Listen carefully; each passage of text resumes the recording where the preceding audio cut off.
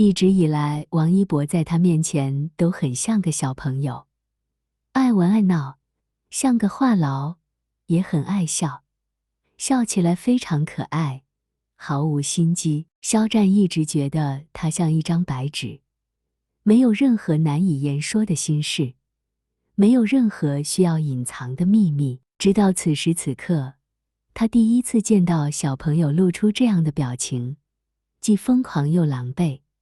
他当然知道那不是在开玩笑，只需要看一下那双眼睛，他就知道那些话都是真的。但那又怎样呢？他根本无法回应。蓝湛和魏婴永远只存在在书本里，在电视里，在或许有的平行世界里，却不可能存活在现实里。不分性别的感情也是一样。王一博还年轻，年轻人总是有理由冲动，但自己不行。作为年长的那一个，自己有责任提醒他远离那条布满荆棘的道路，制止他背对光明朝黑暗处前行。可是为什么这样想着就已经痛到极点？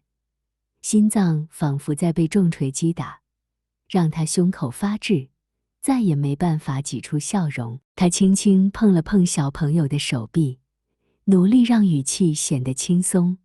蓝湛，凝神。少年的双眸骤然紧缩，眼角发红，死命压着声线，仿佛恨不得将他生吞活剥。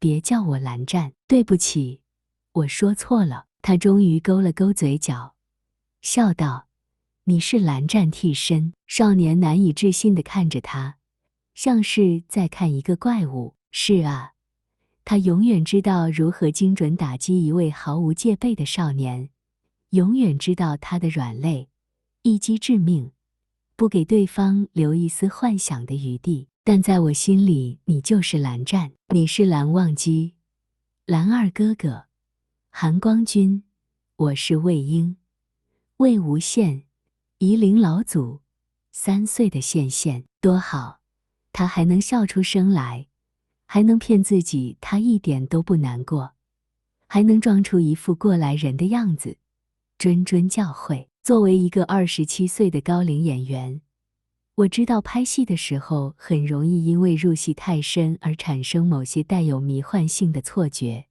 这很正常。我们只要记得自己是在角色中就好。等拍完了戏，联系少了，自然而然就会恢复正常。入戏太深，错觉，恢复正常。少年自言自语一般缓慢而茫然地重复着这些词，眼中光芒终于一点一点暗淡下来，直至完全熄灭。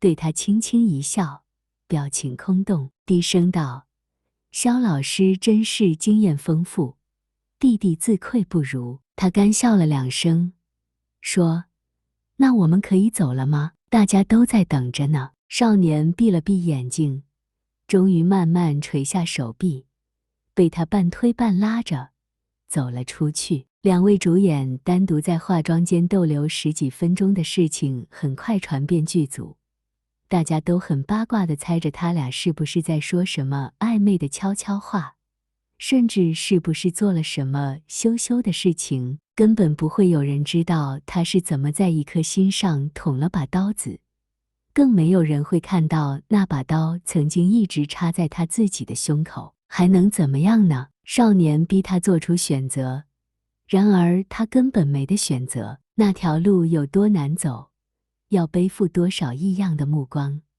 要吃多少苦，受多少伤，要承担多少污言秽语，他无法想象，也不敢想象。只知道像王一博那样干净的少年，不该出现在这样的画面中，不该和这一切有任何关联。所以宁愿少年恨他，对，他宁愿少年恨的是他。以为小朋友碰了壁，又会像上次一样主动退开，和自己保持距离。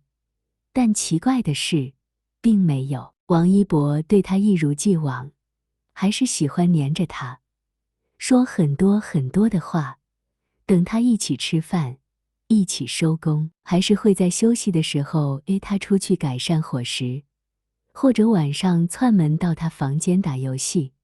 短暂离开剧组的时候，也依然对他保持着短信轰炸，只是不再越界，不再说奇怪的话，不再用炙热的眼神看他，甚至有意无意地在躲避他的视线。肖战觉得很奇怪，但这样的局面已经比他预想中的要好太多，起码他们还能如常般交往。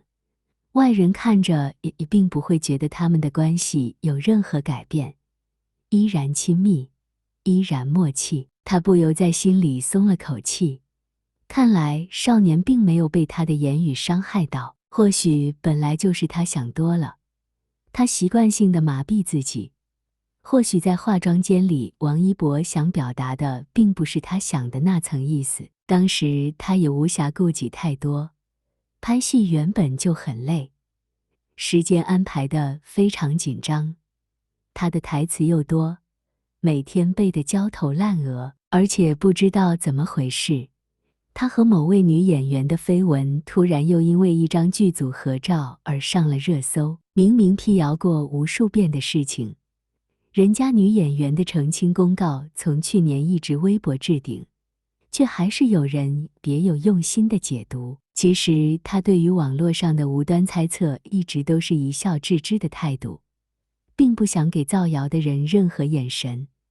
但是这一次却莫名的让他心烦意乱，因为王一博小朋友在拍戏间隙毫无预警的突然提起这件事情，取消他，战歌上热搜了，有绯闻我，声音那么大，周围的人全听见了，一时间纷纷打开手机开始吃瓜。这下可好，本来不知道的也知道了，本来就知道的被科普的更详细了。他气得拿陈情打小朋友，王一博你无不无聊？小朋友非但不收敛，反而看着手机更夸张的嚷嚷，哎呀，这个合照真的很亲密哎。他不知为何有些生气，或许是被对方的态度刺到了，冷笑着说，王老师好意思说我，要不要比比谁的绯闻多？我绯闻虽然多，但每次都不一样，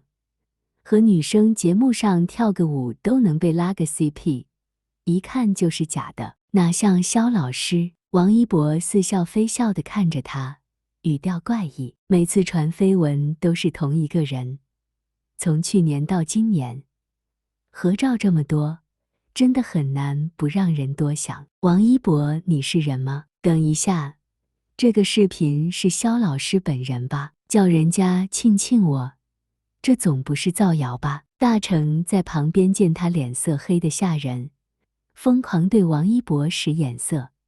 少年假装看不到，继续胡言乱语。怪不得肖老师对入戏太深这么有经验，和漂亮姐姐合作那么多次，彻底出不了戏了吧？拼命压制着胸口腾腾而起的怒火，他走去少年身边，看着那双突然陌生的眼睛，低声说，你对我有什么意见，可以直说，用不着这样阴阳怪气。少年毫无惧意地迎着他的目光，两人沉默对视了好一会。他以为对方还要强词夺理一番，却不想少年突然收回了视线，转身独自离去。